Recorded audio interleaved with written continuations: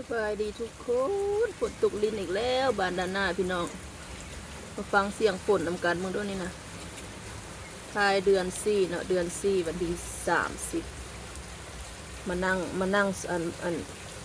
ฟังเสียงฝนตกอยู่หน้าบ้านพี่น้องเอ้ยในฝนตกแสนดอกไม้กำลังขึ้นแล้วเห็นบ่เป็นนออยู่เห็นบ่ดอกไม้ค่อยพี่น้องเอ้ยเป็นนองามบ่มาเบิ่งนำกันนี่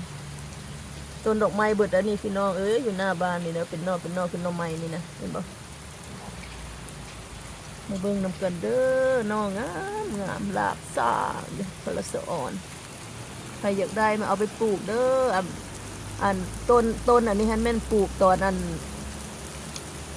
ท้ายเดือน10พี่น้องปลูกไว้แล้วก็หลังจากสโนอันก้อนสโนสิลงขนาดอันท้ายเดือน10เนาะปลูกป่าไว้แล้วก็อันน่ะสโนเบิร์ดละเดือน3เดือน4เดือนก็ป่งขึ้นอย่างสิละนี่เห็นบ่เป็นนอรักษาขึ้นจนเราก็เป็นสุ่มใหญ่หมดแล้วพี่น้องเอ้ยถ้าเบิ่งเด้อกาดเพิ่นใหญ่เป็นสุ่มใหญ่ๆแล้วหน้าก็สิท้ายให้เบิ่งแต่ละตอนไปเนาะ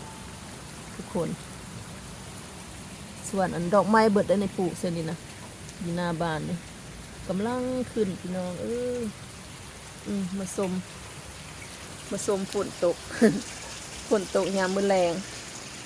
นี่ฝนตกยามมื้อแรงบ้านด้านหน้าอยู่รัฐมินนิโซตาเด้อทุกคนทางนี้ก็มีอีกได้ดอกไม้นะอันนี้ทางข้างบ้านอันนี้ดอกไม้เบิดอันนี้นะต้นดอกไม้เบิดอยู่ข้างบ้านนี่ก็ได้ทุกคนเลยโอ้ยฝนตกลินอยู่ที่นอนคักแล้วนอนคักเลยฝนตกลินอยู่ที่ทุกคนอันนี้เนเบอร์เฮือนเนเบอร์แต่ว่ามีคนอยู่ดอกข้างบ้านด้านหน้า